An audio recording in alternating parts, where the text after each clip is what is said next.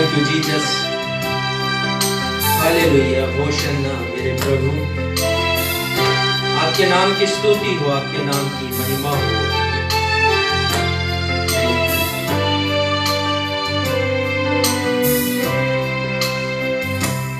जब मैं देखता पवित्रता तेरी और निहारता हूँ सुंदरता तेरी, परिस्थितियां चारों ओर की तब बनती छाया ज्योति में तेरी।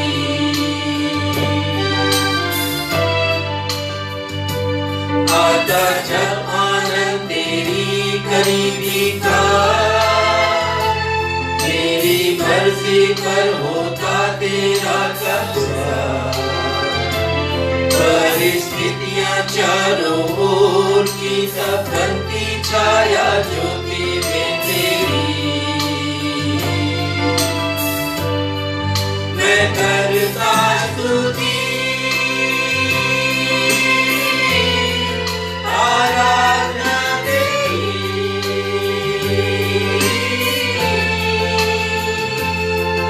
है मेरे जीने का मकसद यही। मैं करता स्तुति आराधना तेरी,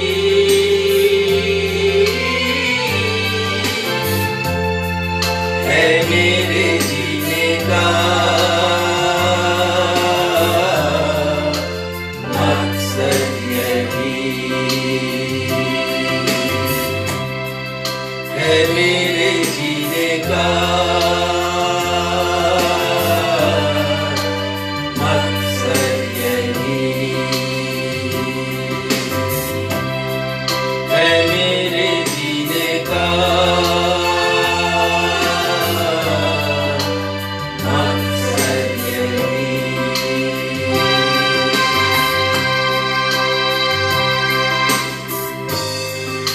आप सबों को जय मसीह की शालोम, शांति और प्रभु यीशु मसीह के नाम में सलाम। नवजीवन इवेंजलिकल कलीसिया की आज की इस ऑनलाइन आराधना में मैं क्षितिज मसीह आप सबों का स्वागत करता हूं। हमें खेद है कि आज हम थोड़ा विलंब से आपके साथ जुड़े हैं, क्योंकि कुछ तकनीकी समस्याएं उत्पन्न हो गई थी, पर हम प्रभु परमेश्वर को धन्यवाद देते हैं कि वे सारी तकनीकी समस्याएं उनके नाम के द्वारा दूर हो गई और हम आपके साथ इस ऑनलाइन आराधना को लेकर के आपके सामने उपस्थित हो सके कि हम और आप मिल करके प्रभु परमेश्वर को महिमा देने वाले हो सके। अभी तक प्राप्त आप सभी के सहयोग, आपकी प्रार्थनाओं, आपकी भेंटों के लिए और आपके विचारों के लिए जो आप प्रस्तुत करते हैं अपने कमेंट्स में, हमारे सोशल मीडिया के पेज पर, हम आप सबों का धन्यवाद देते हैं, क्योंकि इन सब के द्वारा हमारे प्रभु यीशु मसीह को महिमा मिलती है। इसलिए हम आपका अपनी हृदय की गहराइयों से धन्यवाद देते हैं। मुझे विश्वास है कि आप आज की इस ऑनलाइन आराधना में अपनी गीत की पुस्तक और बाइबल को लेकर के उपस्थित हुए हैं। जो संदेश यहाँ से प्रचारित किया जाए, कृपया अपनी बाइबल से खोल करके उन वचनों को पढ़ें और जीवन में आत्मसात करें, ताकि प्रभु के द्वितीय आगमन में आप और हम एक साथ उठा लिए जाने वाले हो सकें। कृपया इस ऑनलाइन आराधना की सारी गतिविधियों में गरिमा को बनाए रखें और प्रभु को महिमा दें। जैसा कि बीते हफ्ते हमारे पासवान महोदय ने आप सबों को सूचित किया था कि आज हम सभी मिल करके पवित्र ब्यारी में शरीक होंगे, तो उनके दिशा निर्देशों के अनुसार आपने अपने घर में रोटी और दाखरस को बना लिया होगा। जब समय आएगा तो हमारे पासवान महोदय के दिशा निर्देशानुसार हम सब मिल करके पवित्र ब्यारी में शरीक होंगे। यहोवा यूं कहते हैं, हे मेरे लोगों, कान लगाकर मेरी सुनो, मेरा छुटकारा निकट है, मेरा उद्धार प्रकट हुआ है। मैं अपने भुजबल से देश देश के लोगों का न्याय करूंगा। आकाश की ओर अपनी आंखें उठाओ और पृथ्वी को निहारो, क्योंकि आकाश धुएं के समान लोप हो जाएगा, पृथ्वी कपड़े के समान पुरानी हो जाएगी और उसके रहने वाले यूं ही जाते रहेंगे। परंतु जो उद्धार मैं करूंगा वह सर्वदा ठहरेगा और मेरे धर्म का अंत कभी ना होगा। यह प्रभु परमेश्वर का जीवित वचन है।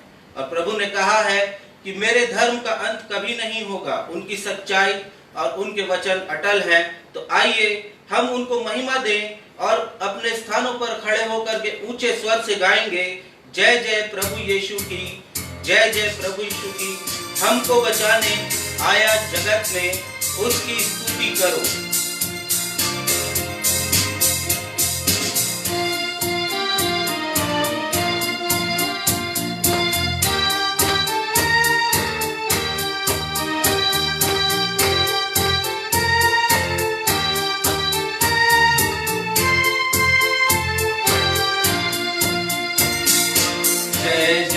प्रभु यीशु की हालेलुया, जय जय प्रभु यीशु की होशन्ना। हमको बचाने आया जगत में, उसकी स्तुति करो।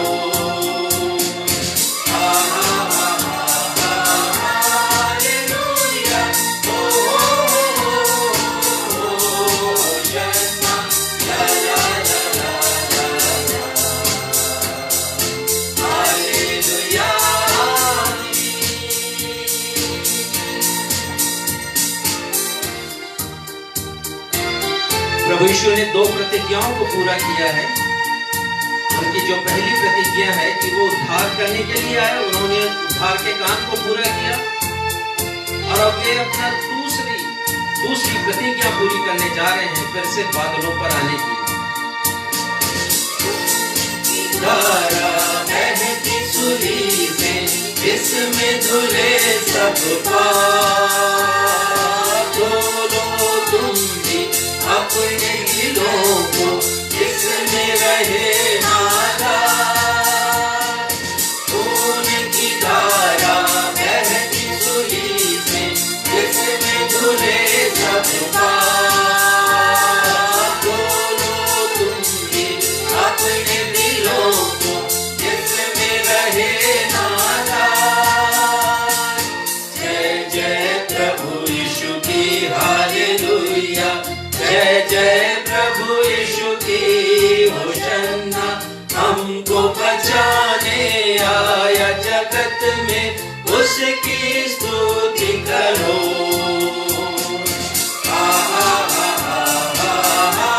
हालेलुया, ओ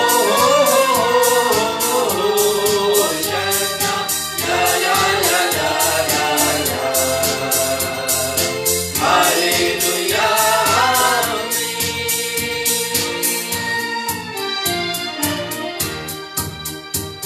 प्रतीक्षा है अपने प्रभु के फिर से वापस आने की, और यही हम आपके साथ सामने गाएंगे।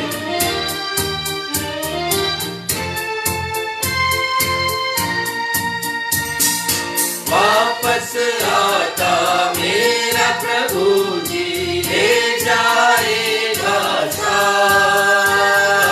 आशा मेरी अब तो यही है, रहना है तैयार। वापस आता मेरा प्रभु जी, ले जाएगा साथ। आशा मेरी अब तो यही है, रहना है तैयार। जय जय प्रभु यीशु की हालेलुया, जय जय प्रभु यीशु की होशन्ना।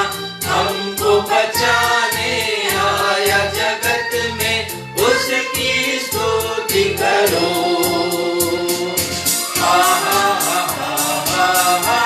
हालेलुया, ओ होशन्ना, ला ला ला ला ला ला, हालेलुया।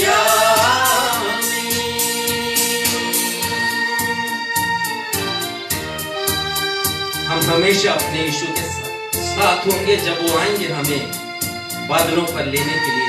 कितने आनंद की बात ये होगी, इसलिए हम हर दम तैयार रहें उनके साथ जाने के लिए।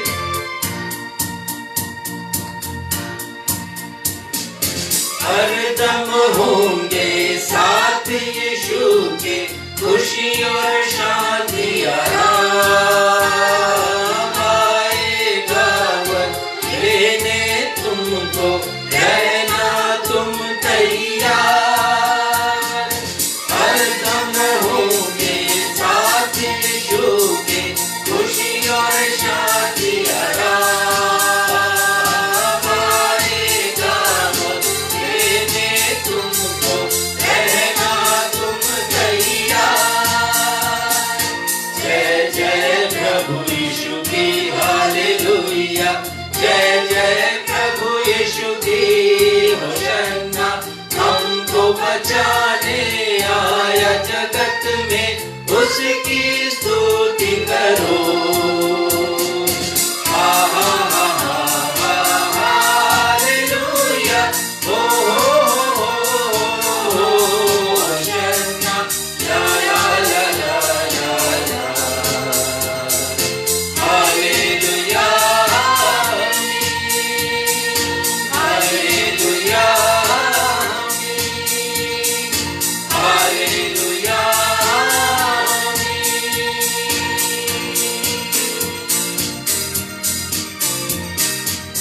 कलीसिया अपने स्थानों पर इसी रीति खड़े रहेगी। समय होगा उत्तरवादी पाठ के पठन का, और आज का उत्तरवादी का पाठ पाया जाता है भजन संहिता 30वां अध्याय पद 1 से पद 12, साम्स 30 वर्स 1 to 12, और इसे पढ़ने में हमारी अगुवाई करेंगी श्रीमती आकांक्षा मसीह।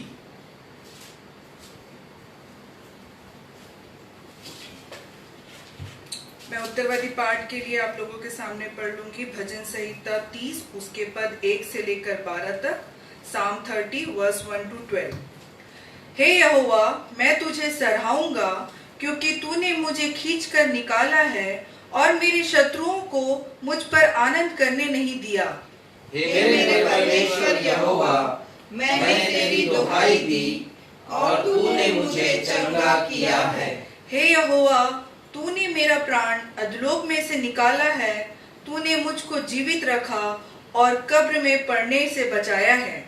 हे यहोवा के भक्तों, उसका भजन गाओ और जिस पवित्र नाम से उसका स्मरण होता है उसका धन्यवाद करो। क्योंकि उसका क्रोध तो क्षण भर का होता है, परंतु उसकी प्रसन्नता जीवन भर की होती है। कदाचित रात को रोना पड़े, परंतु सवेरे आनंद पहुंचेगा। मैंने तो अपने चैन के समय कहा था कि मैं कभी नहीं टलने का। हे यहोवा, अपनी प्रसन्नता से तूने मेरे पहाड़ को दृढ़ और स्थिर किया था। जब तू अपना मुख फेर लिया तब मैं घबरा गया। हे यहोवा, मैंने तुझी को पुकारा और यहोवा से गिड़गिड़ाकर यह विनती की कि जब मैं कब्र में चला जाऊंगा तब मेरे लहू से क्या लाभ होगा? क्या मिट्टी तेरा धन्यवाद कर सकती है? क्या वह तेरी सच्चाई का प्रचार कर सकती है? हे यहोवा, सुन मुझ पर अनुग्रह कर। हे यहोवा, तू मेरा सहायक हो। तूने मेरे लिए विलाप को नित्य में बदल डाला। तूने मेरा टाट उतार कर मेरी कमर में आनंद का पटुका बांधा है। आखिरी पद हम सब एक साथ पढ़ेंगे। ताकि मेरी आत्मा तेरा भजन गाती रहे और कभी चुप न हो। हे मेरे परमेश्वर यहोवा, मैं सर्वदा तेरा धन्यवाद करता रहूंगा। परमेश्वर अपने वचन के पढ़े और सुने जाने पर आशीष दे। हम सब कहें आमीन। आमीन। आप अपना स्थान ग्रहण कर सकते हैं।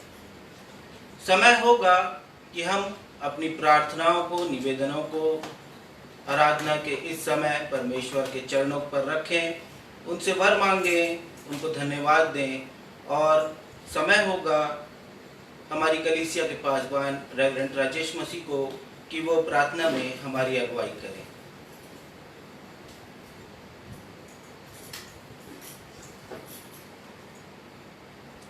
इसके पहले कि हम प्रार्थना में जाएं, मैं कुछ प्रेयर रिक्वेस्ट आपके सामने रखना चाहता हूं और साथ ही साथ मैं आपको सूचनाएं भी देना चाहता हूं। आप सबों को हमारे प्रभु यीशु मसीह के नाम में, जो हमारे उद्धारकर्ता और जीवनों के स्वामी हैं, जय मसीह की मैं कहता हूं। जय मसीह की। जैसे कि सूचना आपको दी गई है कि वर्तमान स्थिति में शासन के नियमों का पालन कलीसिया के लिए असंभव प्रतीत हो रहा है, क्योंकि वे नियम हमारे लिए सुविधाजनक नहीं है। इसलिए जब तक स्थिति सामान्य नहीं होती है, तब तक हम नवजीवन इवेंजेलिकल चर्च की आराधना ऑनलाइन के माध्यम से करते रहेंगे।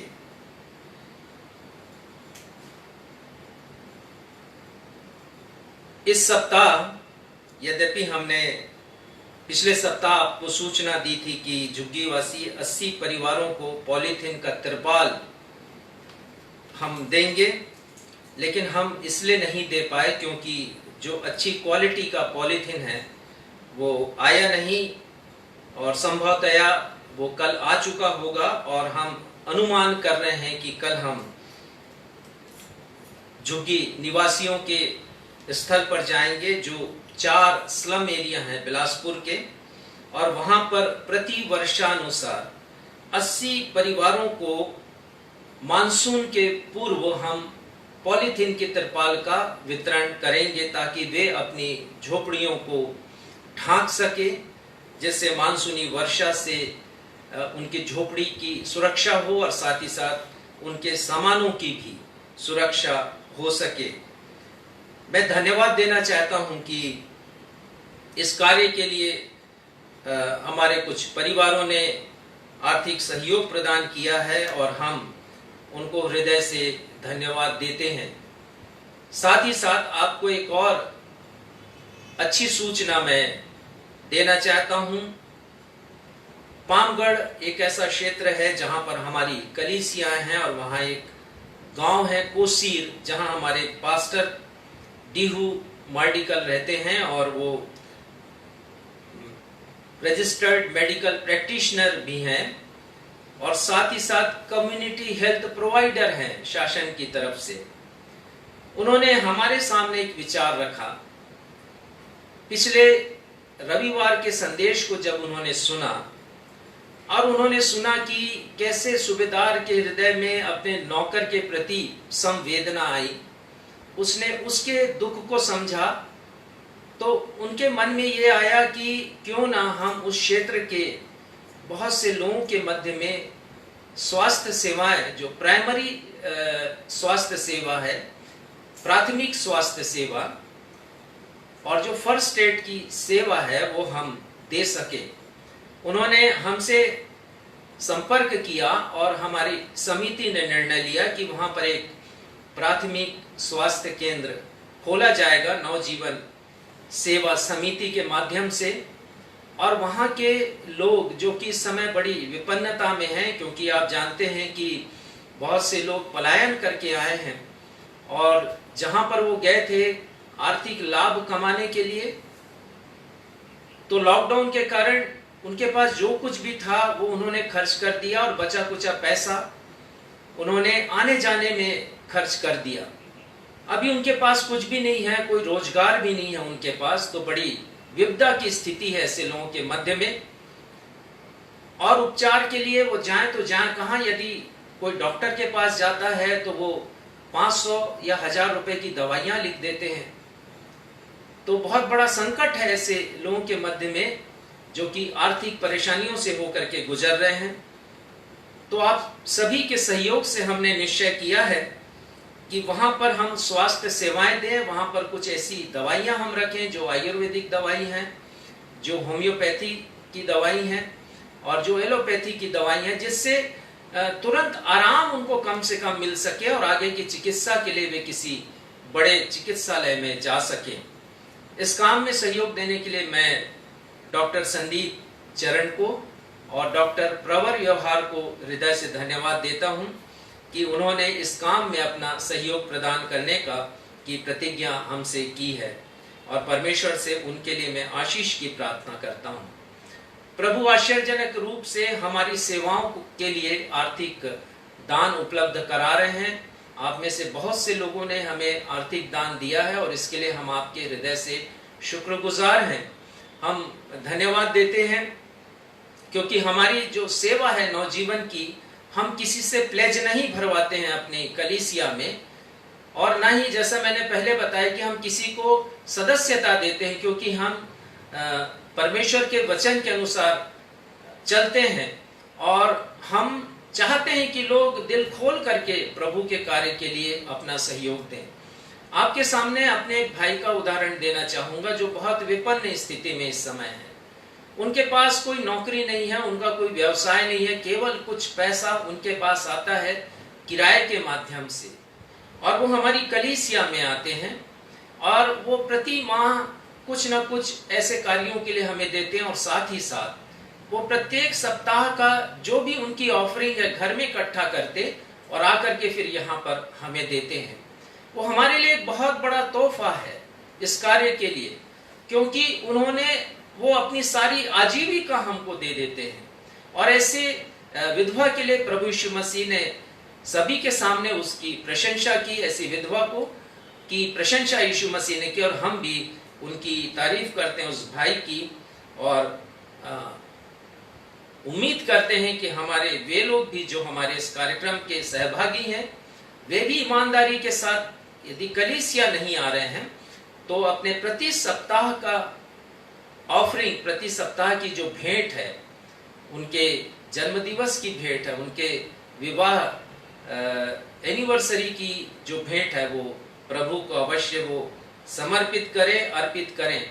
और यदि आप हमारी कलीसिया को देते हैं तो हम विश्वास दिलाते हैं कि उसका उपयोग परमेश्वर के नाम की महिमा के लिए 100% किया जाएगा। हम प्रार्थना करते हैं। कुछ प्रेयर रिक्वेस्ट है, हमने प्रार्थनाएं की हैं बहन बेटावन के लिए जिनको लगातार रक्तस्राव हो रहा है, ब्लीडिंग हो रही है और कैंसर से पीड़ित हैं। बहन भारती मैसी के लिए, और इनकी कोई जानकारी मुझे नहीं मिली है, ये भी कैंसर से पीड़ित हैं। प्रार्थना करें इनके लिए। और साथ ही साथ एक और नाम है श्रीमती अंजू विलियम जो रायपुर में है, और ये भी कैंसर नामक रोग से ग्रसित हैं और इनकी कीमोथेरेपी चल रही है। बहुत विश्वासी महिला हैं। प्रार्थना करें कि प्रभु इन्हें भी अपनी चंगाई दे। प्रार्थना करें हम मिसेस सी के रॉय के लिए जो मेरी सासू माँ हैं और वो भी बिस्तर पर हैं इन दिनों, उनका स्वास्थ्य ठीक नहीं है। प्रार्थना करें कि प्रभु उन्हें फिर से उनके पांव पर खड़ा कर दे और शक्ति और सामर्थ्य से परिपूर्ण करे। प्रार्थना करेंगे भाई जसवंत सिंह के लिए, उनकी पत्नी के लिए, भाई सुरेश हंटर के लिए, उनकी पत्नी के लिए। प्रार्थना करेंगे मिसेस रिंकी अरोरा के लिए जिनके मस्तिष्क का ऑपरेशन हुआ है और अपोलो में हैं। हम इनकी चंगाई के लिए भी प्रार्थना करेंगे। प्रार्थना करेंगे श्रीमती शिवा रॉय के लिए जो बीमार हैं इन दिनों आर्थराइटिस के कारण। प्रभु इन्हें भी अपनी चंगाई प्रदान करें, अपना अनुग्रह उनके ऊपर प्रकट करें। ये भी हम सब मिलकर के प्रार्थना करेंगे इन सारे विषयों के लिए। धन्यवाद का विषय है कि श्रीमती श्रद्धा कौशिक जिनके लिए हमने पिछले सप्ताह प्रार्थना की थी, वे माँ बन चुकी हैं और बच्चा और माँ दोनों स्वस्थ हैं। परमेश्वर के नाम की महिमा हो। आप लगातार श्रीमती प्रियंका हंटर के लिए, श्रीमती नेहा कश्यप के लिए प्रार्थना करते रहें और परमेश्वर उन्हें माँ बनने का गौरव दे सकें। हम भाई शिव कुमार के लिए प्रार्थना करें जिन्हें नींद नहीं आती। भाई राजेंद्र कांत के लिए जो पैरालाइज्ड हैं। प्रार्थना करें भाई श्रीमती तनुप्रिया नायडू के लिए, और प्रार्थना करें उन लोगों के लिए जो गांव-गांव में उभर करके आ रहे हैं और कोरोना से संक्रमित पाए जा रहे हैं। हमारे प्रदेश में भी कोरोना से संक्रमित होने वालों की संख्या लगातार बढ़ रही है और हमारे देश में भी बढ़ रही है। हम प्रार्थना करें ऐसे लोगों के लिए। कल मैं फीबा के प्रार्थना अभियान में शामिल था और पूरे देश के 300 पास्टर और चर्च लीडर्स इसमें इस प्रार्थना समूह में उपस्थित थे जूम के माध्यम से, और हमने बहुत से विषयों के लिए प्रार्थना की, जिसमें से एक विषय ये भी था कि वे लोग जो कि आइसोलेटेड हैं, अस्पताल में हैं, परिवार से दूर हैं, अकेले हैं, हम उनके लिए प्रार्थना करें कि ऐसे समय में प्रभु उनके जीवन में प्रवेश करे, वो अपने जीवन का मूल्यांकन करें और बाइबल के परमेश्वर के पास वो आ सके और चंगाई प्राप्त कर सकें। आइए इन सारे विषयों के लिए हम प्रभु के पास जाएं, अपनी विनती को रखें, उन्हें धन्यवाद दें और सारे विषयों को विनती के साथ उनके सिंहासन के सामने रख सकें ताकि वे अपनी मेहरबानियों से उसका उत्तर दे सकें। प्रार्थना करें। हमारे पिता, हम आपके शुक्रगुजार हमारे स्वामी, आज सुबह जब हमें प्रसारण में तकलीफ होने लगी तो हमने प्रार्थना की प्रभु, और आपने हमारी प्रार्थना को तुरंत सुना है और प्रसारण फिर से हम चालू कर सके, यद्यपि थोड़ा विलंब से, लेकिन हमारा विश्वास, हमारा भरोसा आपके ऊपर जो था आपने उसे पूरा किया। पिता, आप अपने प्रतिज्ञा के धनी हैं, आपकी प्रतिज्ञाएं हाँ और आमीन में है प्रभु, हम आपको धन्यवाद देते हैं।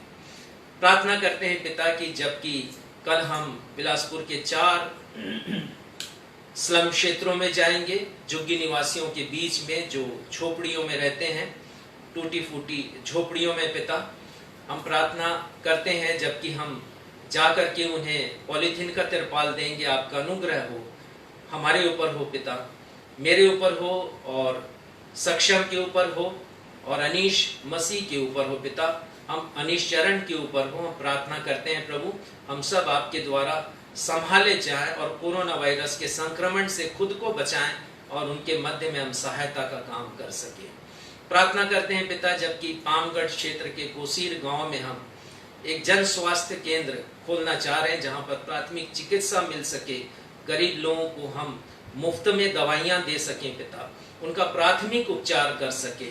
प्रार्थना करते हैं पिता जबकि उस क्षेत्र में बिच्छू के डंक से पीड़ित लोगों की संख्या बहुत होती है। बरसात के इन दिनों में बहुत से लोग खेतों में काम करते हैं और बहुत से लोग उपचार नहीं मिलने के कारण सांप के काटे जाने से, बिच्छू के काटे जाने से मृत्यु हो जाती बहुत से लोगों की। प्रार्थना करते हैं पिता कि हमारे वहां उस सेंटर के खुलने से उन्हें प्राथमिक चिकित्सा मिले, जिससे हम बहुत से लोगों के प्राण को बचा सके, बता सकें कि आप उनसे प्रेम करते हैं। प्रार्थना करते हैं पिता कि हम उन्हें मुफ्त में दवाइयां दे सके। हमारा विश्वास आपके ऊपर है पिता, और हम विश्वास करते हैं कि आप बहुतों के हृदय से बातचीत करेंगे ताकि वे हमें आर्थिक रूप से सहयोग करें कि हम दवाइयां खरीद सकें और उन दवाइयों को वितरित कर सके पिता, जो कि वास्तव में जरूरतमंद है और जिनके पास उपचार की कोई सुविधा नहीं है, और यदि उपचार उपलब्ध है तो बहुत दूर उपलब्ध है, और जहां पर उपलब्ध है वहां पर कोरोना के कारण सामान्य रोगियों को देखा नहीं जाता है ठीक से। प्रार्थना करते हैं पिता इस कार्य के द्वारा आपके नाम को महिमा मिल सके। उन सभी लोगों के लिए प्रार्थना करते हैं पिता जिनके नाम हमने पढ़े हैं, जो बीमारी के बिस्तर पर हैं या जिन्हें आपके सहारे की आवश्यकता है। प्रार्थना करते हैं पिता आप उनके साथ बने रहिए पिता। इसके पहले कि मैंने उस सूची को पढ़ा है, उसके नाम को सभी के सामने रखा है पिता, आप पहले से जानते थे, क्योंकि आप हमारे ऐसे परमेश्वर हैं जो अंतर्यामी परमेश्वर हैं। आपसे कुछ भी छिपा नहीं, आप सब कुछ जानते हैं पिता। ये चाहते हैं कि हम अपने निवेदनों को आपके सामने रखें, तो हमने रख दिया है बड़े विश्वास के साथ, विनम्रता के साथ। प्रभु उनका उत्तर दीजिए पिता, जो बीमार हैं उन्हें चंगाई दीजिए, और जिन्हें सहायता की आवश्यकता है उन्हें उनके सहायक बने रहिए प्रभु। पिता हम आगे की आराधना को आपके हाथ में सौंपते हुए आपकी उपस्थिति के लिए, प्रभु यीशु मसीह की उपस्थिति के लिए जो पवित्र आत्मा के माध्यम से यहाँ पर है, आपको शुक्रिया कहते हुए अपनी इस प्रार्थना को आपके बेटे हमारे मुक्तिदाता प्रभु यीशु मसीह के अद्वितीय नाम से मांग लेते हैं। सुनिए और स्वीकार कीजिए। आमीन।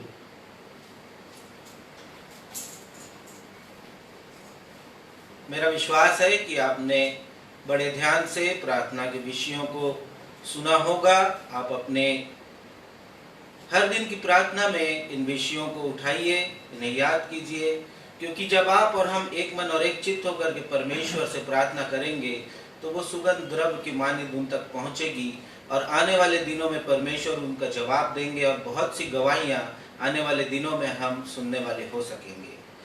समय होगा पवित्र शास्त्र के पाठों के पठन का। पहला पाठ जो पाया जाता है उत्पत्ति की पुस्तक, उसका 19वां अध्याय पद 1 से पद 11। उत्पत्ति 19 पद 1 से पद 11, जिसे पढ़ने में हमारी अगुवाई डॉक्टर शिफाली मसीह करेंगी।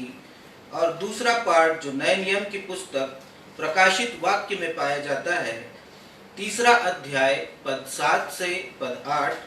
प्रकाशित वाक्य 3रा अध्याय पद 7 से पद 8, जिसे पढ़ने में हमारी अगुवाई श्रीमती बीना मसीह करेंगी।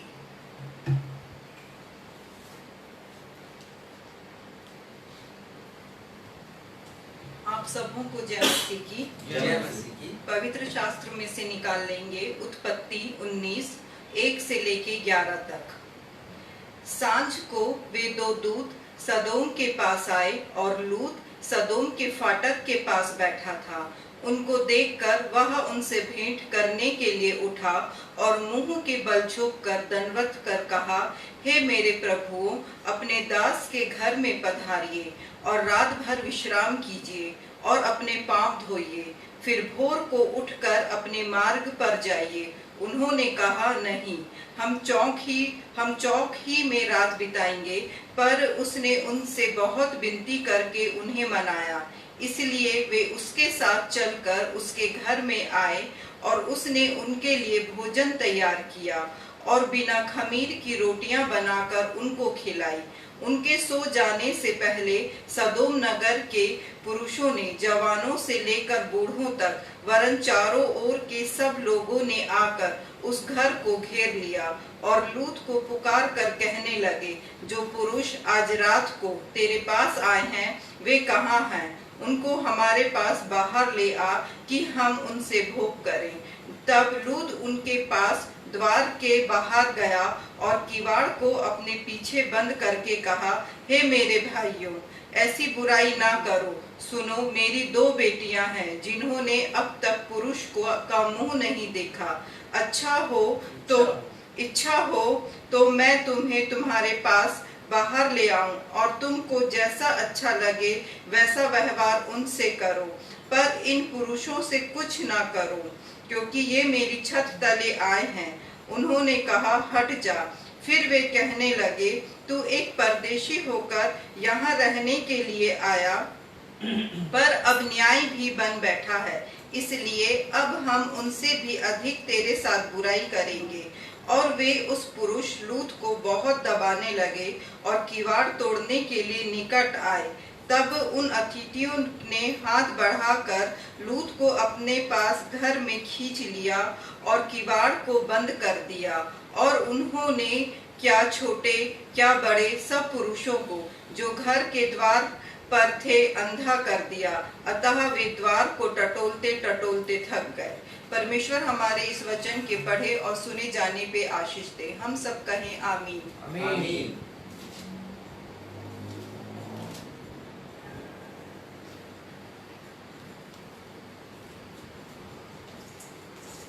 आप सबों को प्रभु यीशु मसीह के अतुल्य नाम में जय मसीह की। जय मसीह। मैं आपके समक्ष धर्मशास्त्र से पढ़ लूंगी प्रकाशित वाक्य अध्याय 3 पद 7 से 8 तक। यहाँ पर यूँ लिखा है, फिलदिफिया की कलीसिया के दूत को यह लिख, जो पवित्र और सत्य है और जो दाऊद की कुंजी रखता है, जिसके खोले हुए को कोई बंद नहीं कर सकता और बंद किए हुए को कोई खोल नहीं सकता। वह यह कहता है कि मैं तो तेरे कामों को जानता हूँ। देख, मैंने तेरे सामने एक द्वार खोल रखा है जिसे कोई बंद नहीं कर सकता। तेरी सामर्थ थोड़ी सी तो है, फिर भी तूने मेरे वचन का पालन किया है और मेरे नाम का इनकार नहीं किया। यह परमेश्वर का सत्य एवं जीवित वचन है। परमेश्वर इसके पढ़े एवं सुने जाने पर हम सबों को आशीष प्रदान करें। हम सब कहें आमीन। आमीन। सुसमाचार पाठ के आदर में हम सभी अपने स्थानों पर खड़े हो जाएंगे। आज का सुसमाचार का पाठ जो पाया जाता है लूका रचित सुसमाचार उसका 17वां अध्याय पद 24 से पद 30, जिसे पढ़ने में हमारी अगुवाई हमारी कलीसिया के पास्टर इंचार्ज रेवरेंड राजेश मसीह करेंगे।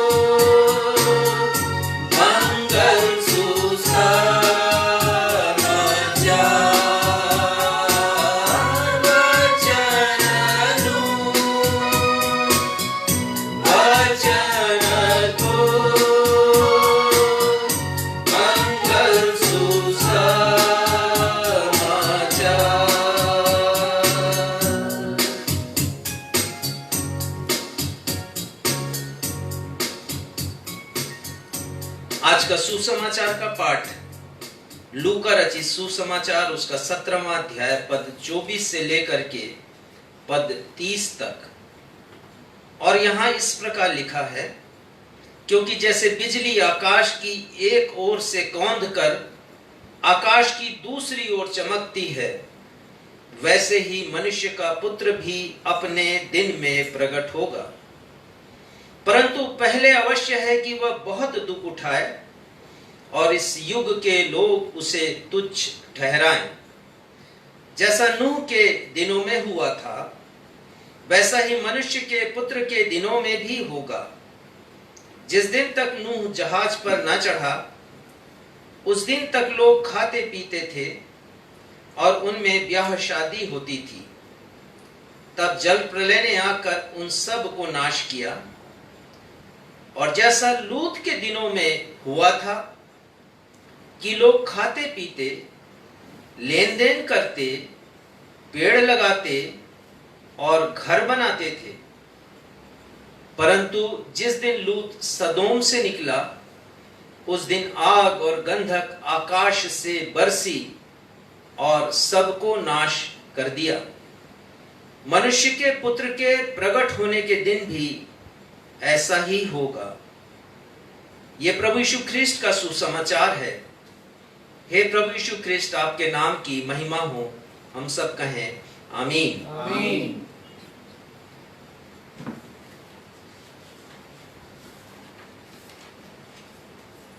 पवित्र ब्यारी में शरीक होने के पहले हम प्रभु की महिमा में गीत गा लेंगे। क्रूस के पास तू मुझे रख, यीशु प्यारे त्राता, पापी वहां सोते से सेत में मुक्ति पाता।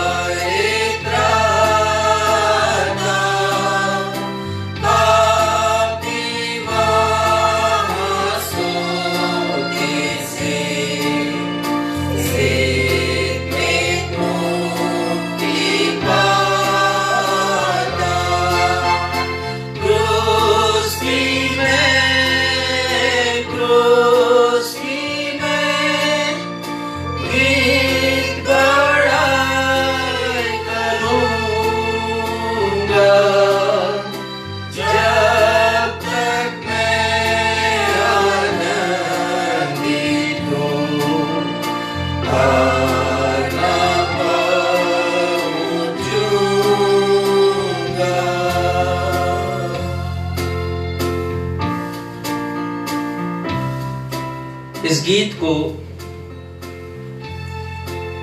फैनी क्रॉस्बी ने लिखा है। फैनी क्रॉस्बी एक मशहूर कवियत्री, मशहूर गीतकार और मशहूर संगीतज्ञ रही हैं। बचपन में ही उन्हें अपनी आंखें गंवानी पड़ी, वो नेत्रहीन थी, परंतु प्रभु यीशु मसीह का दर्शन उन्होंने अपने अंतर मन में पाया था। 8000 के लगभग उन्होंने गीतों की रचना की। हमारी गीत की किताबों में उनके लिखे बहुत से गीत पाए जाते हैं, जिनमें से एक गीत यह है, क्रूस के पास तू मुझे रख।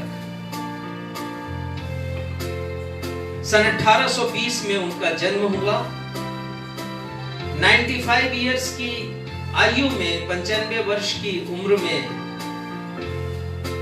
उनकी मृत्यु हुई सन 1915 में। इस गीत में उन्होंने क्रूस का बखान किया है। वो कहती हैं कि क्रूस के पास जब मैं आई तब मैंने प्रभु के प्रेम को पहचाना, मैंने शांति को पाया है, और वो उम्मीद करती हैं कि जीवन भर वो प्रभु यीशु मसीह के क्रूस के पास बनी रहे। आज जब हम इस पवित्र ब्यारी में शामिल होने के लिए आए हैं, तो हम प्रभु यीशु मसीह के क्रूस को स्मरण रखें। संत पौलुस कहते हैं कि क्रूस की कथा नाश होने वालों के लिए मूर्खता है, परंतु हम उद्धार पाने वालों के लिए परमेश्वर की सामर्थ है। जब इस मेज के पास आए तो भूल जाएं दुनिया को और दुनिया की चिंता को। यदि कुछ याद रहे तो केवल ये प्रभु यीशु मसीह का क्रूस, प्रभु यीशु मसीह का बलिदान, जो हमें खींचता है इस मेज के पास सहभागिता प्राप्त करने के लिए। वो कहते हैं कि हमें उद्धार मिला है, और वो ये भी कहते हैं पहला कुरिन्थियों उसके पहले अध्याय में, हम तो उस क्रूस पर चढ़ाए मसीह का प्रचार करते हैं। और यही संत पौलुस जब प्रभु भोज के विषय में लिखते हैं तो वो कहते हैं कि जब हम इस भोज में शामिल होते हैं तो प्रभु यीशु मसीह की मृत्यु का प्रचार करते हैं।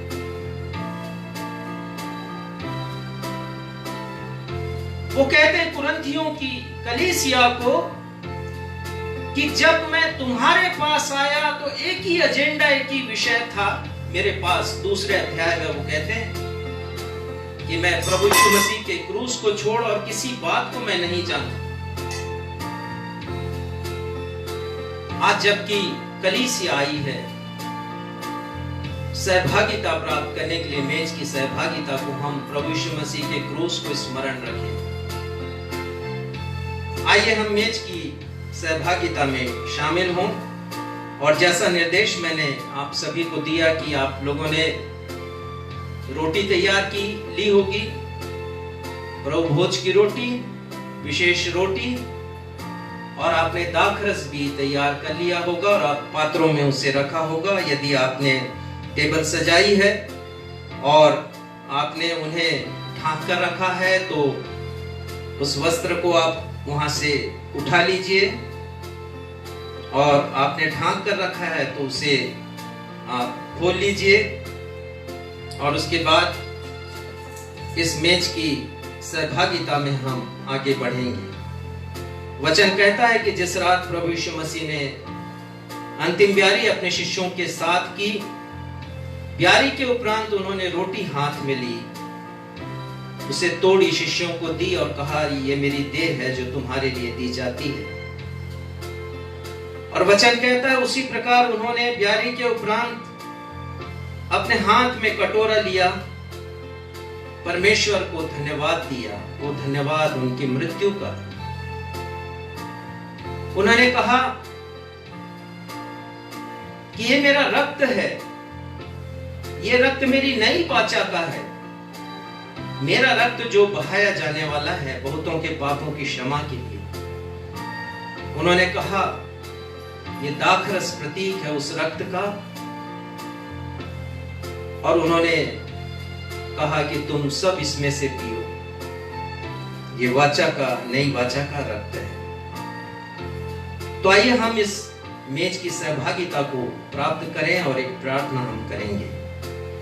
हमारे पिता, हम आपके समीप आए हैं, प्रार्थना करते हैं पिता कि ये रोटी प्रभु यीशु मसीह की देह हो और ये दाखरस प्रभु यीशु मसीह का रक्त हो।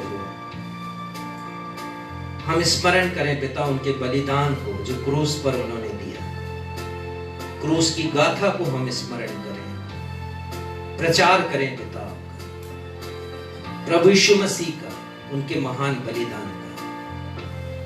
मेज की संगति को, मेज की सहभागिता को आप आशीषित करें प्रभु। अपने इस प्रार्थना को अपने उस उद्धारकर्ता के नाम पर जिन्होंने क्रूस पर अपना बलिदान दिया, अपनी देह को दिया, अपने रक्त को बहाया, मांग लेते हैं। सुनिए और ग्रहण कीजिए। आमीन। अब मैं आपसे आग्रह करता हूं कि आप रोटी अपने हाथ में ले लें और उस रोटी को तोड़ें और सभी को बांट दें, वितरित कर दें जितने आपके परिवार में हैं। और मैं आपसे कहता हूं कि ये प्रभु यीशु मसीह की देह है जो हमारे लिए तोड़ी गई। आप सब इस रोटी को ग्रहण कर सकते हैं और ग्रहण करने के पश्चात आप प्रभु को उनकी देह के लिए जो उन्होंने दिया ताकि हमारी प्राण, आत्मा, देह उनमें सुरक्षित रहे, धन्यवाद दें। आप रोटी को ग्रहण करें धन्यवाद के साथ।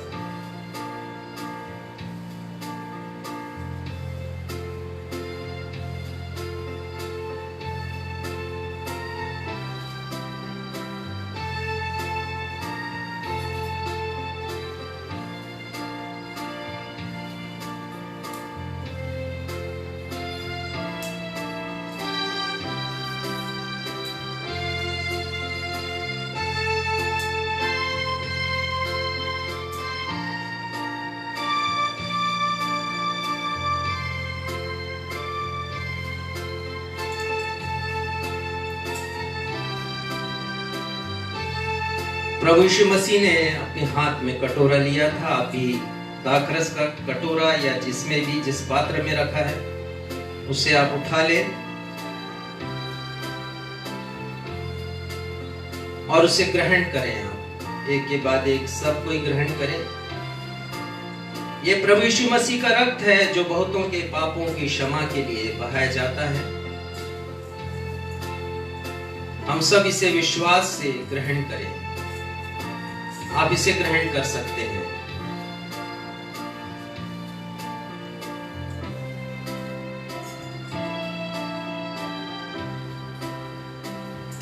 प्रभु को धन्यवाद दें उनके बहाए गए रक्त के लिए, जिनसे हमें हमारे पापों की क्षमा मिलती है और वो योग्यता प्राप्त होती है कि हम परमेश्वर के पास तक पहुंच सकें।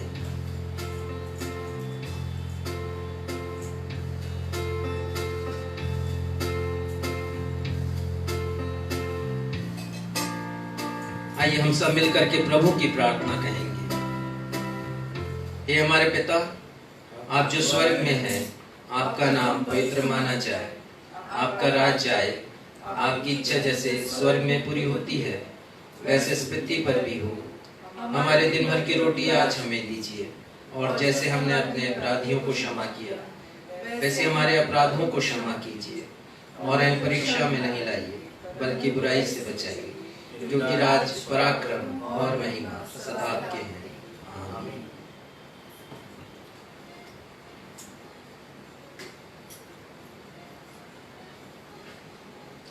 हम अपनी भेंटों को प्रभु के समक्ष रखेंगे और इस समय हम गीत गा लेंगे। जीवन में जब आंधी तुम पर चलती है और जब तुम निराश हो कि सब होता क्षय।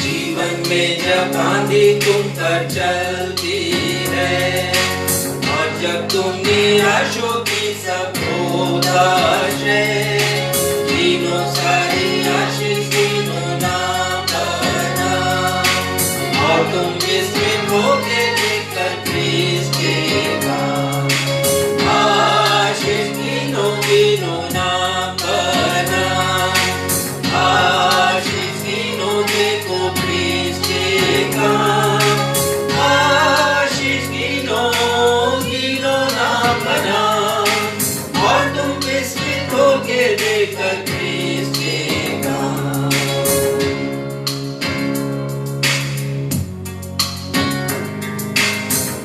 बेटों के लिए प्रार्थना में अगुवाई करेंगे भाई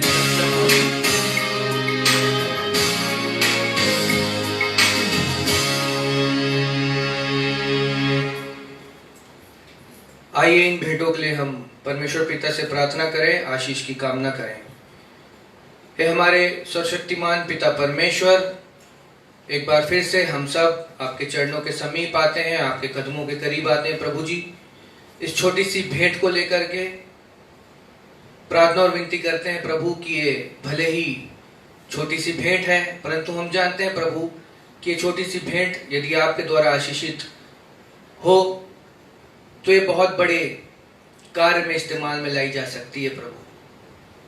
धन्यवाद देते हैं प्रभु। और जैसा कि अभी हमने गीत भी गाया कि आपके आश्चर्य कर्मों को देखकर, आपकी आशीषों को देखकर प्रभु हम सचमुच में विस्मित हो जाते हैं, अचंभित हो जाते हैं, क्योंकि आपकी आशीषें हमारे जीवन में प्रतिदिन पल पल नई होती जाती है। और ये प्रभु आपकी आशीष ही है कि हम सब कोरोना की इस महामारी के विकट परिस्थितियों के बावजूद भी स्वस्थ हैं, सुरक्षित हैं प्रभु, और अपनी कृतज्ञता प्रकट हम आपके प्रति कर सकते हैं। और इस कृतज्ञता के रूप में छोटी सी भेंट प्रभु जो हम लेकर के आए हैं, ये आपको कबूल होने वाली हो सके प्रभु, ऐसी हम आपसे विनती और प्रार्थना करते हैं।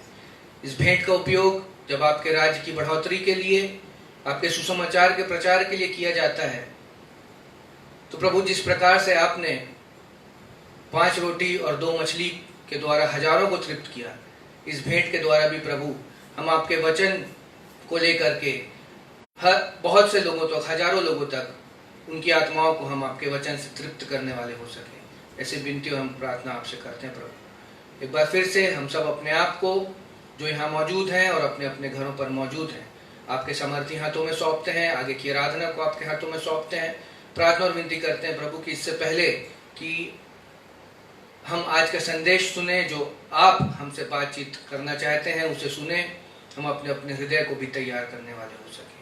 फिर से हर एक बातों के लिए आपको धन्यवाद देते हैं और अपनी इस प्रार्थना को आपके प्रिय पुत्र प्रभु यीशु मसीह के नाम से मांगते हैं, आमीन। आमीन।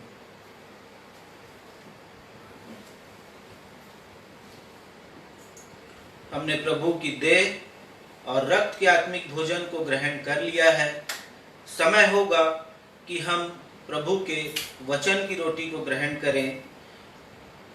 आज का संदेश जो हमारे पास्टर इंचार्ज रेवरेंड राजेश मसीह हमारे समक्ष रखेंगे, उसका विषय है विश्व का वर्तमान परिदृश्य प्रभु यीशु मसीह के दूसरे आगमन का संकेत दे रहा है।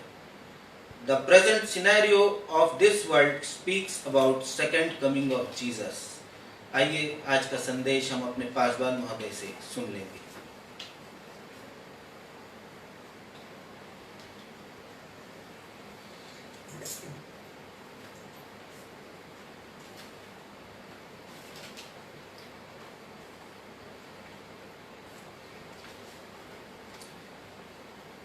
आज के सुसमाचार पाठ की ओर हम आएंगे। लूका रचित सुसमाचार और उसका 17वां अध्याय।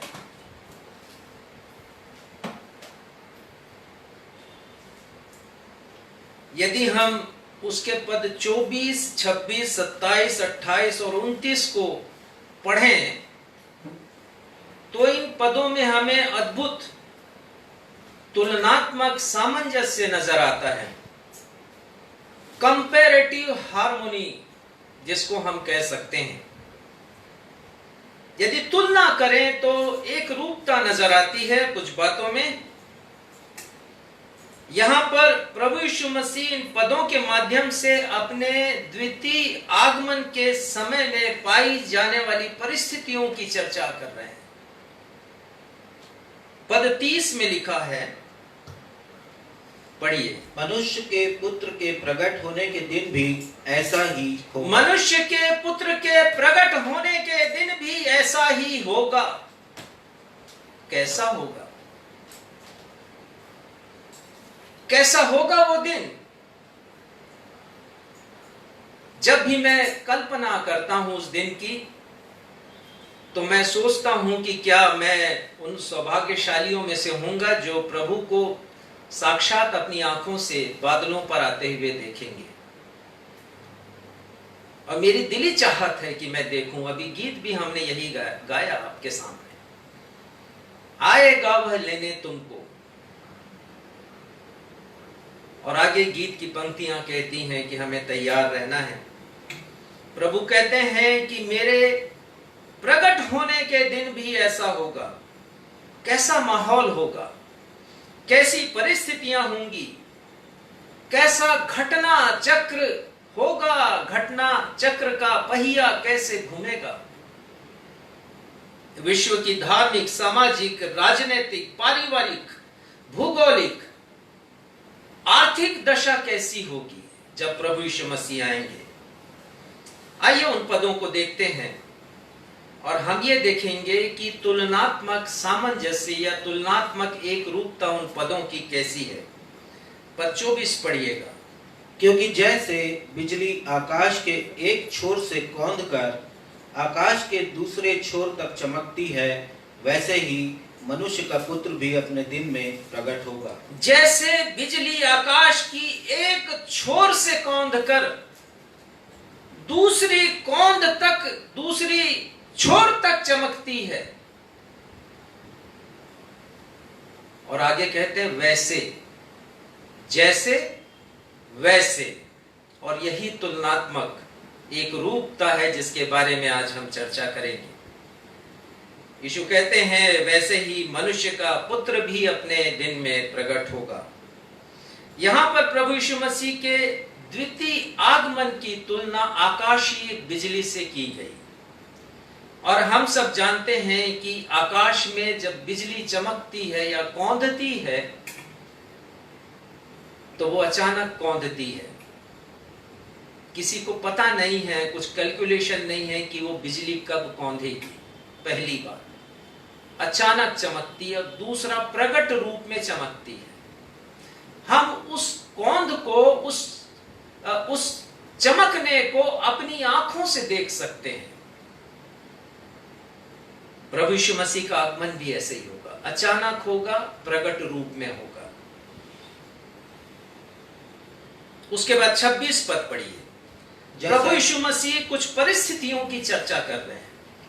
कैसी दशा होगी पृथ्वी की, और उस दशा की चर्चा वो कर रहे हैं। पद 26 में पढ़िए। जैसा नूह के दिनों में हुआ था। और फिर जैसे मैं कह रहा हूं तुलनात्मक रूप से, जैसा नूह के दिनों में हुआ वैसा ही मनुष्य के पुत्र के दिनों में, वैसा ही मनुष्य के पुत्र के दिन में होगा। वैसा ही उस दिन होगा जिस दिन प्रभु यीशु मसीह बादलों पर आएंगे। जैसा माहौल था नूह के दिनों में, वैसा ही माहौल उस समय होगा जब प्रभु यीशु मसीह इस दुनिया में आएंगे। और प्रभु यीशु मसीह एक्सप्लेन करते हैं कि नूह के दिनों में क्या हुआ था, कैसी दशा थी उस समय के विश्व की, जब अकस्मात अचानक जल प्रलय आ गया पृथ्वी के ऊपर। आगे पढ़िए। जिस दिन तक नूह जहाज पर न चढ़ा, उस दिन तक लोग खाते पीते थे और उनमें विवाह होते थे। तब जल प्रलय ने आकर उन सबको नष्ट किया। और जैसा लिखा है कि जब तक नूह अपने जहाज में नहीं चढ़ा, जिस जहाज को उसने परमेश्वर की आज्ञा से बनाया, उस अंतिम क्षण तक भी लोग खाते पीते थे और पुरानी हिंदी बाइबल में लिखा ब्याह शादी होती थी, नई हिंदी बाइबल में आया विवाह होता था।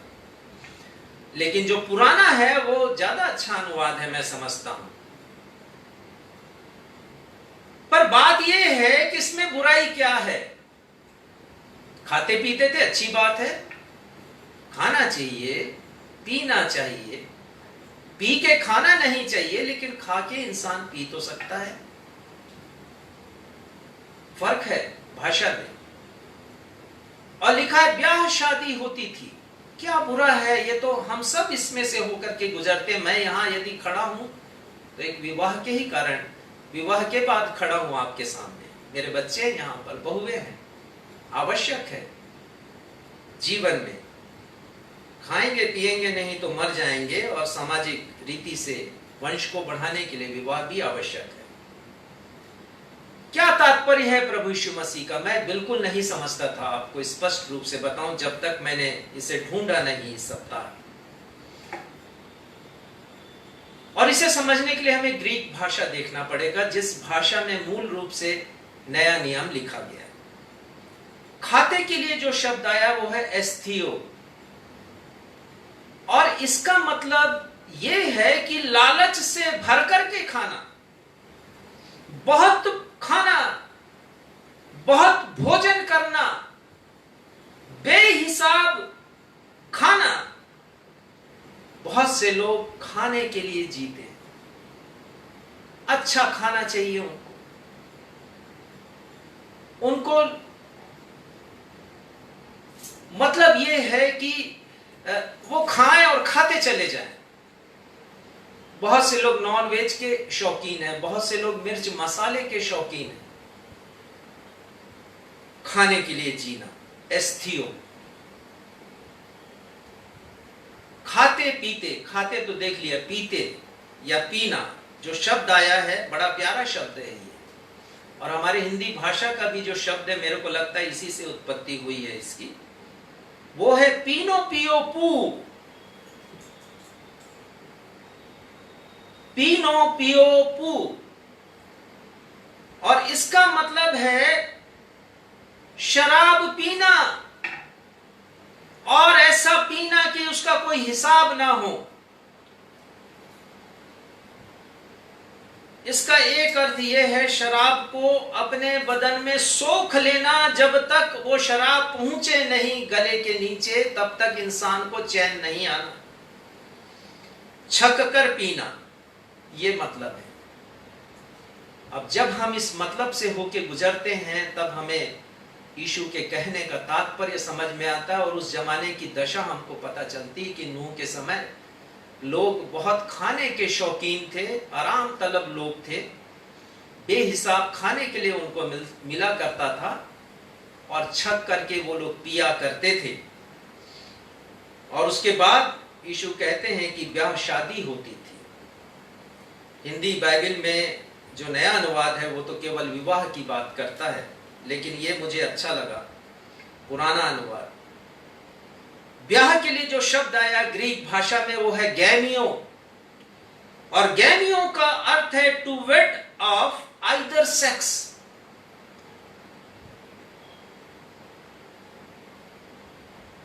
पुरुष या महिला दोनों में से किसी से भी विवाह कर लेना, जैसे हम गे मैरिज के बारे में सुनते हैं, लेस्बियंस के बारे में सुनते हैं। पुरुष पुरुष से विवाह कर रहा है। प्रभु यीशु मसीह ने कहा, उसे हम इस जमाने में पूरा होता हुआ देखते हैं। पुरुष पुरुष से कर रहा है, स्त्री स्त्री से विवाह कर रही है। और कई चर्च हैं यूरोप में, अमेरिका में, जो ऐसे विवाह को मान्यता भी दे रहे हैं। परमेश्वर की दृष्टि में ये उचित नहीं है, ये परमेश्वर की व्यवस्था के खिलाफ बात है। गैमियो, ब्याह करना और शादी करने का मतलब है, ग्रीक भाषा का शब्द है एकगेमिज़ो। एकगेमिज़ो, और ये तो बहुत ही अशोभनीय लग रहा है मुझे कि मैं आपके सामने बताऊं इसके अर्थ को। हमारी बाइबल सुसंस्कृत भाषा में लिखी गई है, परिष्कृत भाषा में, सोफिस्टिकेटेड लैंग्वेज, बहुत बार हम उसके अर्थ को नहीं समझते। एक गेमेजो, इसका अर्थ होता है to marry off, OFF, a daughter. रिश्ते की मर्यादा तोड़कर विवाह करना। Unusual relationship, sexual relationship, unfair sexual relationship. और इस रिश्ते में भाई और बहन का विवाह तो हुआ ही हुआ है, बाप ने बेटी से भी विवाह कर लिया। परमेश्वर का भय नहीं होना, अपनी मन मर्जी की करना।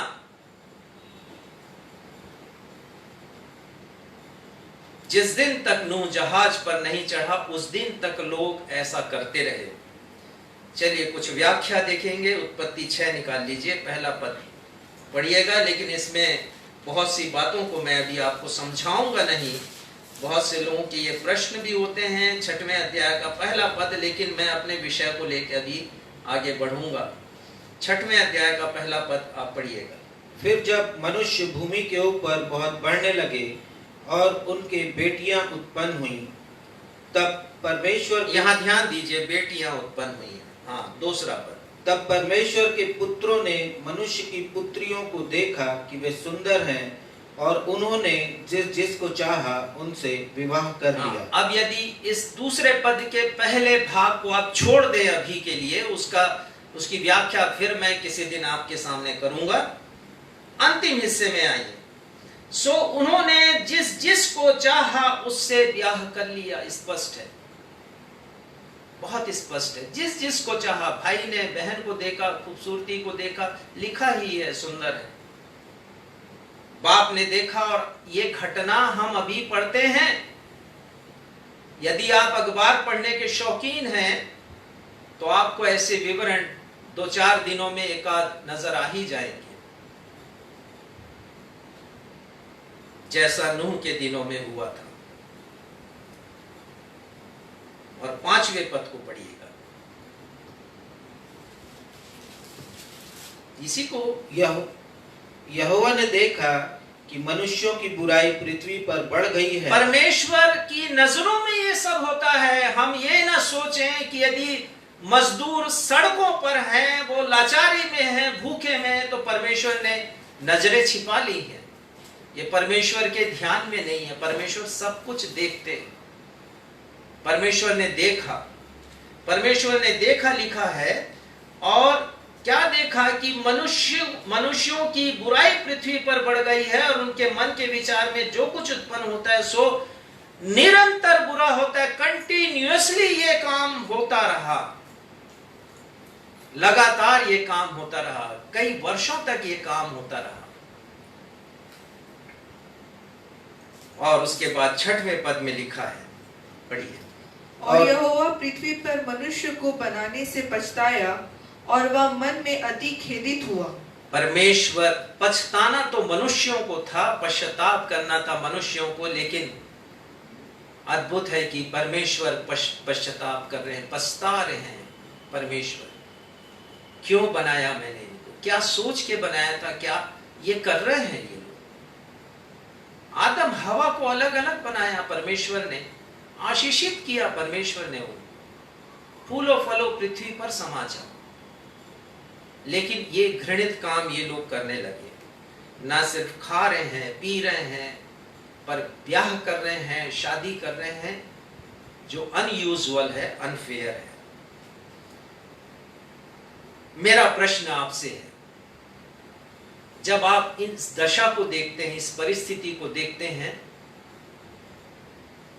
तो आप क्या सोचते हैं? जैसा नूह के दिनों में हुआ था वैसा अभी इस पृथ्वी पर हो रहा है या नहीं हो रहा है? बताइए, हाँ या नहीं में बताइए। हो रहा है। हम सब सहमत हैं, यहाँ तक हमारे दर्शक जो इस समय ऑनलाइन प्रसारण को देख रहे हैं, सुन रहे हैं, वे भी सहमत हैं।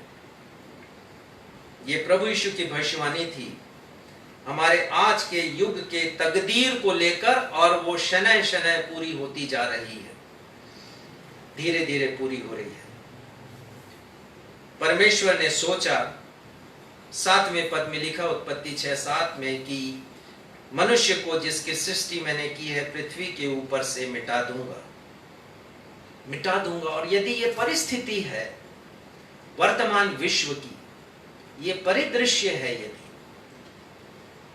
तो परमेश्वर का वचन कहता है कि इसे मिटाने वाले हैं परमेश्वर। एक पद पढ़िएगा, बल्कि उसे हमने आज प्रारंभ में पढ़ा है, क्षितिज ने आराधना की पुकार में उन्होंने पढ़ा है, यशायाह 51 और 6।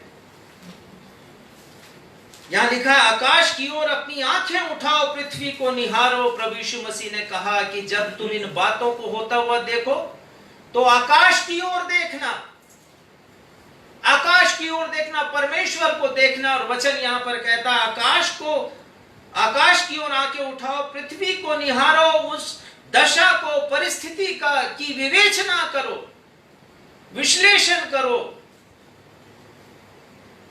परमेश्वर का वचन कहता है आगे, क्योंकि आकाश धुएं के समान लोप हो जाएगा और पृथ्वी कपड़े के समान पुरानी हो जाएगी।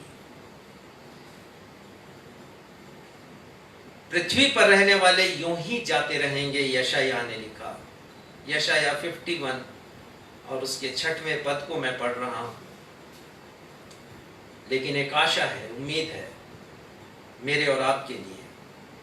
लिखा है, परंतु जो उद्धार यहोवा करेंगे, जिसका उद्धार परमेश्वर करेंगे, वह सदा ठहरेगा और परमेश्वर के धर्म का कभी अंत नहीं होगा। उत्पत्ति 6:8 में लिखा है कि इन तमाम बुराइयों और पाप के बीच में एक सकारात्मक बात है, एक अच्छी बात है, एक शुभ समाचार है, और वो शुभ समाचार नूह के बारे में। उत्पत्ति 6:8 में लिखा है, परंतु यहोवा के अनुग्रह की दृष्टि नूह पर बनी रही। अनुग्रह की दृष्टि जिसके ऊपर होती है, परमेश्वर उसे बचा लेते हैं।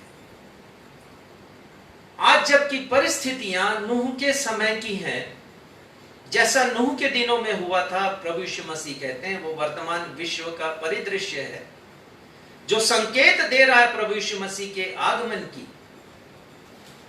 क्या उनके अनुग्रह की दृष्टि हम पर है? क्या उनके अनुग्रह की दृष्टि आप पर है? और मैं आपसे कहना चाहता हूं कि यदि अनुग्रह की दृष्टि आपके ऊपर है तो आप जरूर बादलों पर उठा लिए जाएंगे। आप जरूर परमेश्वर के साथ उनके स्वर्ग में रहेंगे, उनके निवास स्थान में आप रहेंगे। चलिए दूसरा देखते हैं, लूत के बारे में देखते हैं। प्रभु यीशु मसीह ने कहा, लूका 17:28 पर आ जाइए, 28 पद पढ़िएगा। और जैसा लूत के दिनों में हुआ था कि लोग खाते पीते, लेन देन करते, पेड़ लगाते और घर बनाते थे, परंतु जिस दिन लूत सदोम से निकला, उस दिन आग और गंधक आकाश से बरसी और सबको नष्ट कर दिया। सबको नष्ट कर दिया। परमेश्वर ने यूं ही जल प्रलय को नहीं भेजा, पर उस समय वो दशा असहनीय हो गई परमेश्वर के लिए, और इसलिए परमेश्वर ने जल प्रलय को भेजा। लिखा है कि जितने प्राणी थे जहाज के बाहर, सब कुछ नष्ट हो गया। जितने मनुष्य थे वे सब मारे गए। परमेश्वर ने सदोम और अमोरा को यूं ही आग और गंधक की वर्षा से नष्ट नहीं किया है। पढ़िए उत्पत्ति 18, फिर से हम आ जाएंगे। आज ये पढ़ा गया है हमारे सामने 18, लेकिन 18 अध्याय नहीं पढ़ा गया, इसलिए हम देखेंगे 18 अध्याय को। परमेश्वर क्या कह रहे हैं वहां पर। 18 अध्याय के 20वें पद को पढ़िएगा। फिर यहोवा ने कहा, सदोम और अमोरा की चिल्लाहट बढ़ गई है, उनकी पुकार बढ़ गई है मेरे सामने, और ये जो चिल्लाहट है किसी मनुष्य के दर्द की चिल्लाहट नहीं, पाप की चिल्लाहट है।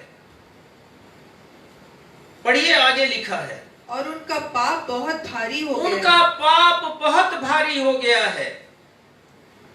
परमेश्वर ऐसे ही नाश नहीं करते हैं। उन्होंने यदि 2 बार नाश किया है पृथ्वी का, तो वैसे ही नहीं करते हैं, पाप के कारण करते हैं। पाप मुख्य वजह है परमेश्वर के नियम को तोड़ना, परमेश्वर की आज्ञा को तोड़ना, परमेश्वर के राह पर नहीं चलना, राह के विपरीत जाना, पर अपने मन मर्जी की करना,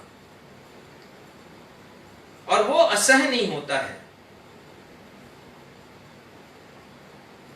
21वां पद पढ़िएगा इसी के आगे। इसलिए मैं उतर कर देखूंगा कि उसकी जैसी चिल्लाहट मेरे कान तक पहुंची है, उन्होंने ठीक वैसा ही काम किया है कि नहीं, और ना किया हो तो मैं उसे जान लूं। देखिए, आप एक बात समझ लीजिए कि परमेश्वर इस संसार की गतिविधियों से अनजान नहीं है, और ये भी मत सोचिए कि केवल मसीही समाज से उनका ताल्लुक है। विश्व की एक एक घटना से, और हम प्रभु की प्रार्थना करते हैं तो उसमें कहते हैं जैसे स्वर्ग में पूरी हो, इस पृथ्वी पर भी पूरी हो।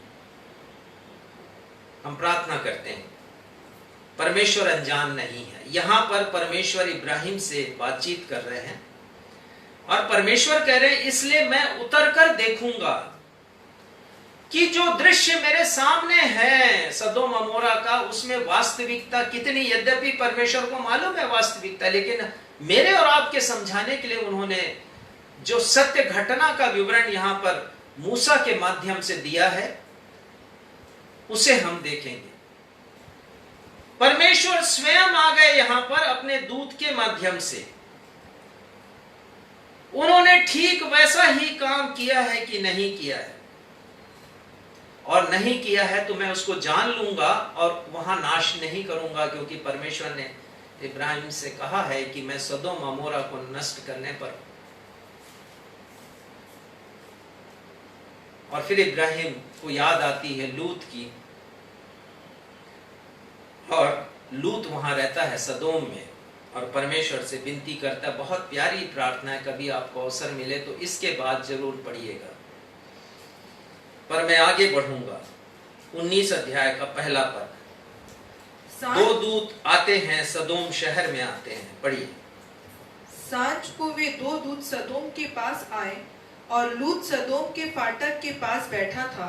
उनको देखकर वह उनसे भेंट करने के लिए उठा, और मुंह के बल झुककर दंडवत ये 2 कर दूत रहा। सदोम शहर में आए हैं, और लूत पहचान गया कि ये तो परमेश्वर के जन हैं, क्योंकि परमेश्वर की करीबी उसे तब मिली जब वो इब्राहिम के साथ था। वो उसका भतीजा था, और हर जगह देखता था कि इब्राहिम जहां भी जाते हैं वहां वेदी बनाते हैं परमेश्वर के लिए। वो परमेश्वर की बड़ी करीबी में रहते, परमेश्वर की आज्ञा का पालन करते हैं। उसे आभास हो जाता है ये तो परमेश्वर के दूत है, परमेश्वर के जन हैं। वो सदोम में है, और ये सदोम में उसका आना एक गलत चुनाव था। यदि आप 13वें अध्याय को पढ़ें, उत्पत्ति के 13 अध्याय को, तो आपको विवरण मिलेगा वहां पर कि अब्राहम लूत साथ साथ हैं, उनकी संपदा बढ़ गई, भेड़ बकरियां बढ़ गई, तो तकरार होने लगा चरवाहों के मध्य में। और उस आपसी मनमुटाव झगड़ों को मिटाने के लिए अब्राहम ने ही प्रस्ताव रखा लूत के सामने कि देखो भाई ऐसा हो गया है, लूत तुम चुन लो तुम किधर जाना चाहते हो। उत्तर जाओगे तो मैं दक्षिण जाऊंगा, पूरब जाओगे तो मैं पश्चिम जाऊंगा, ताकि ये रोज रोज की किचकिच हमारे बीच में ना हो। और लिखा है लूत ने आंखें उठाकर देखा सदोम की तरफ, उस खूबसूरत शहर की तरफ उसने देखा, समृद्धि से भरा हुआ, संपदा से भरा हुआ। लिखा उपजाऊ भूमि थी वहां की, यरदन नदी के तट पर वो बसा हुआ है सदोम, और पूरी भूमि उपजाऊ है। उस जमाने में कनान देश के बारे में हम पढ़ते हैं, ये तो अब्राहम उस समय पहुंचा नहीं था कनान देश, पर ये उपजाऊ भूमि को देख के लालच में आ गया। गलत चुनाव हमें हमेशा परेशानी में डालता है। लूत को भी उसने बड़ी परेशानी में डाल दिया। नीति वचन 16:25 में राजा सुलेमान लिखते हैं, एक मार्ग है जो मनुष्य को सीधा दिखाई देता है, लेकिन उसके अंत में मृत्यु मिलती है। यदि इब्राहिम की प्रार्थना नहीं होती तो उस आग और गंधक में लूत भी अपने परिवार के साथ नाश हो जाता। इब्राहिम की प्रार्थना ने लूत को बचा लिया। परमेश्वर ने स्वयं वहां लोगों की दुष्टता को देखा, और बाइबल तो बहुत, मैंने बताया आपको, परिष्कृत भाषा में लिखी गई, इसलिए हमें इसके अर्थ को समझने की आवश्यकता होती है। पद 4 में लिखा है, उनके सो जाने से पहले सदोम नगर। हाँ, तो यहाँ पर हमने ये देखा कि वो चाहते थे कि चौक में अपने रात को बिताएं, अपनी रात को बिताएं और नजारा देखें कि कैसी दुनिया चल रही है सदोम की, क्या क्या दुष्टता और धृष्टता वहां पर हो रही, वो देखना चाहते थे। चौथे पद में लिखा है, उनके सो जाने से पहले सदोम नगर के पुरुषों ने जवानों से लेकर बूढ़ों तक, वरन चारों ओर के सब लोगों ने आकर उस घर अब ये जब आए हैं, स्वर्गदूत हैं ये, और ये लूत के घर में आए हैं, लूत ले गए हैं मना करके अपने घर में, तो बड़ा ये हल्ला हो गया पूरे उस सदोम शहर में कि कोई खूबसूरत से लोग आए हैं यहाँ पर और लूत के घर में ठहरे गए हैं। तो उन्होंने लूत के घर को घेर लिया है, और ये कमजोर लोग नहीं हैं, ये तो खाते पीते लोग हैं, ये हृष्ट पुष्ट लोग हैं। घेर लिया है इन लोगों ने। और 5वें पद में लिखा है कि लूत को पुकार कर कह रहे हैं कि जो पुरुष आज रात को तेरे घर में आए उन्हें हमें सौंप दे, हम उनके साथ आनंद मनाना चाहते हैं। आगे की बात आप समझ लीजिए, कैसा आनंद मनाना चाह रहे थे। परमेश्वर ने अब्राहम से कहा, मैं स्वयं देखना चाहता हूं, लोगों के व्यवहार को मैं देखना चाहता हूं। और लूत उनसे विनती करता है, मेरी 2 जवान बेटियां हैं, उन्हें ले लो, इनके साथ गलत व्यवहार नहीं करो। पर लिखा है लूत के ऊपर इतना प्रेशर डाला उन्होंने, इतना दबाव डाला और हिंसा की उसके साथ, शायद वो उसको जान से मारने के लिए खड़े हो गए होंगे। देता है कि नहीं देता, उनको बाहर निकालता है कि नहीं निकालता। पर लिखा है कि दूतों ने लूत को अंदर खींच लिया और किवाड़ को बंद कर दिया। प्रभु यीशु मसीह कहते हैं कि जैसा लूत के दिनों में हुआ था, वैसा मनुष्य के पुत्र के आने के दिन में होगा। और यीशु मसीह कहते हैं 4 बातें, फिर से आ जाएं लूका में 17वें अध्याय में। 4 बातें कहते हैं यीशु मसीह। 28 पद में, जैसा लूत के दिनों में हुआ था कि लोग खाते पीते पहली बार, लेन देन करते दूसरी बार, पेड़ लगाते तीसरी बार, घर बनाते चौथी बार। और यदि आप आज खाने की बात करें तो आज भी लोग बेहिसाब खा रहे हैं। एक स्टडी मैंने पढ़ी, लॉकडाउन में लोग घर में हैं तो तरह तरह का व्यंजन उन लोगों ने खाया है और उनका मोटापा बढ़ गया है। और ये मोटापा पैंडेमिक है, एक देश की बात नहीं है, ये रोग है और विश्व के हर देशों में है और लोग परेशान हैं।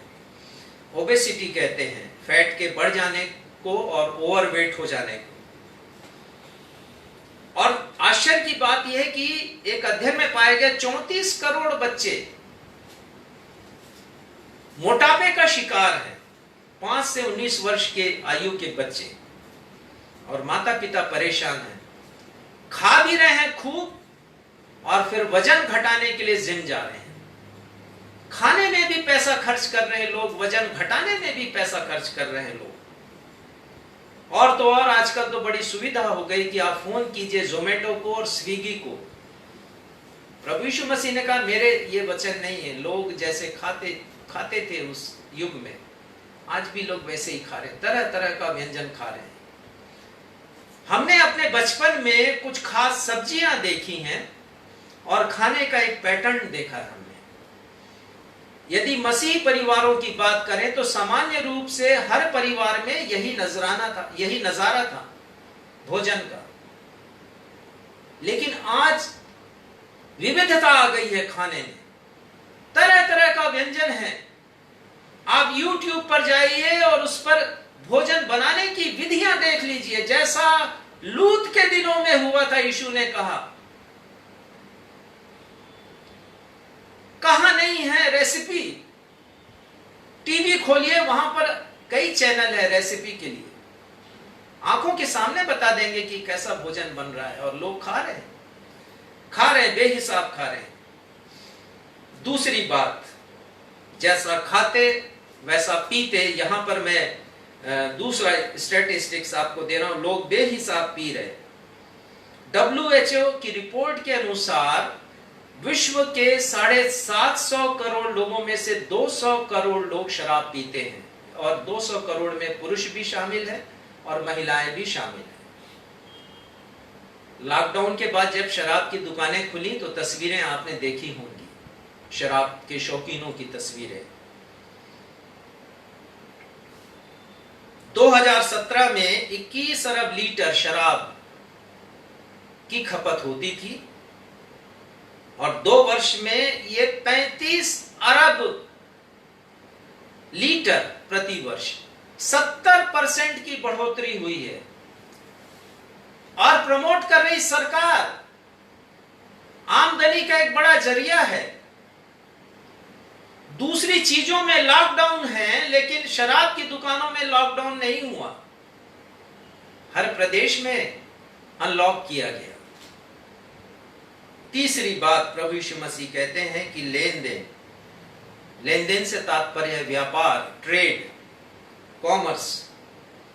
2005 में 10 ट्रिलियन, अब इसको छोड़ दीजिए आप, बहुत बड़ी संख्या है। 10 लाख करोड़ हमारी गिनती में वो आता नहीं है, बहुत बड़ी संख्या, और वो भी डॉलर में है। 10 लाख करोड़ का व्यापार 2005 में हुआ, और 9 वर्षों के पश्चात ये लगभग दुगना हो गया। इतना व्यापार बढ़ गया। वर्तमान विश्व का परिदृश्य प्रभु यीशु मसीह के आगमन का संकेत दे रहा है। ये हमारा विषय है, और पेड़ लगाते रहेंगे। मैंने स्टडी किया कि सबसे अधिक पेड़ यदि कोई लगाता है देश, तो वो चाइना है। 2 अरब 41 करोड़ वृक्ष वो प्रति वर्ष लगाते हैं अपनी जमीन पर।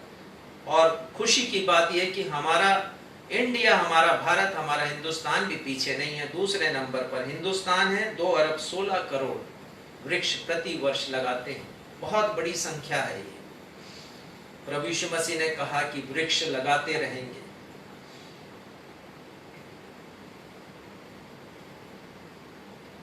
और उसके बाद घर बनाते रहेंगे। एक अनुमान है यूनेस्को का, यूनिसेफ की एक जो संस्था है उसका, कि 120 करोड़ घर है, और ये 120 करोड़ पक्के घरों की गणना है। इसमें कच्चे घर, झोपड़ी वाले घरों की कोई संख्या नहीं है। 750 करोड़ लोग रहते हैं। बहुत से लोग सड़कों पर रहते हैं, लेकिन घर बनाना भी जारी है। 200 करोड़ घर की आवश्यकता होगी 21वीं सदी तक, ऐसा कैलकुलेशन है। मतलब घरों की संख्या भी बढ़ रही है। लेकिन सबसे शर्मनाक जो स्थिति है वो है नूह के दिनों के समान यौनाचार, जो इस जमाने में हम देखते हैं, और प्रभु यीशु मसीह के दूसरे आगमन का संकेत देते हैं। यहां तक कि हमारे ही देश के सुप्रीम कोर्ट का निर्णय है ये कि विवाहेतर रिश्ता अनैतिक नहीं है। विवाह के बाद यदि मान लो पत्नी कहीं और रिश्ता बना लेती है, तो पति उसके ऊपर जुर्म कायम नहीं कर सकता। पति यदि बनाता है तो पत्नी नहीं कर सकती। फिर मेरा प्रश्न है आपसे कि जैसा लूत के दिनों में हुआ था वैसा भी हो रहा है कि नहीं हो रहा है? बताइए। हो रहा है, और ये प्रभु यीशु मसीह के आगमन का संकेत है। मैं इस अध्ययन को आज यहीं रोक रहा हूं समय की कमी के कारण, और इसका दूसरा भाग और अच्छा है, और उसमें हम देखेंगे कि परमेश्वर का न्याय कैसे हुआ, परमेश्वर ने कैसे दंड दिया है। ये तो भौतिक चीजें हैं जो मैंने आपको बताया, लेकिन इसका आत्मिक दर्शन भी हम करेंगे। और आत्मिक एक रूपता हम देखेंगे आने वाले सप्ताह, तो आप मिस नहीं कीजिएगा आने वाले रविवार के संदेश को, और आप सुन सकेंगे बाइबल की उन बातों को शायद जिनके बारे में आपने कभी भी नहीं सुना है। तब तक के लिए परमेश्वर आप सभी को अपनी आशीषों से परिपूर्ण करे और साथ ही साथ आपको तैयार करे कि हम प्रभु यीशु मसीह के साथ बादलों पर जा सकें, क्योंकि प्रभु यीशु मसीह के आगमन का संकेत हो रहा है और वो परिदृश्य विश्व का हम देख रहे हैं कि लूत और नूह के दिनों के समान। आइए हम प्रार्थना करेंगे। हे हमारे पिता, हम आपके समीप आए प्रभु, धन्यवाद देते हैं आपकी उपस्थिति के लिए, पवित्र आत्मा के लिए, उनके मार्गदर्शन के लिए जिसने आज के विषय को समझने में हमारी सहायता की। प्रार्थना करते हैं पिता कि केवल हमारे ज्ञान की वृद्धि के लिए ये संदेश ना हो, पर ये हमारे आत्मिक वृद्धि के लिए हो। हम तैयार रहें प्रभु यीशु मसीह ने कहा जागते रहो और तैयार रहो, तो हम तैयार रहें प्रभु यीशु मसीह के आगमन के लिए, ताकि हम अपने प्रतीक्षा का उचित प्रतिफल पा सके। अपने हर एक श्रोताओं को आपके हाथों में सौंपते हुए अपनी इस प्रार्थना को आपके बेटे हमारे मुक्तिदाता प्रभु यीशु मसीह के नाम से मांगते, सुनिए और कबूल कीजिए, आमीन। आशीष ग्रहण करेंगे। अब हमारे अद्वैत पिता परमेश्वर का प्रेम, हमारे उद्धारकर्ता प्रभु यीशु मसीह का अनुग्रह और शांतिदायक पवित्र आत्मा की सहभागिता हम में से हर एक के साथ अब से लेकर के बादलों पर आने वाले प्रभु यीशु मसीह के दूसरे आगमन तक हमेशा हमेशा होती रहे, आमीन। जय मसीह।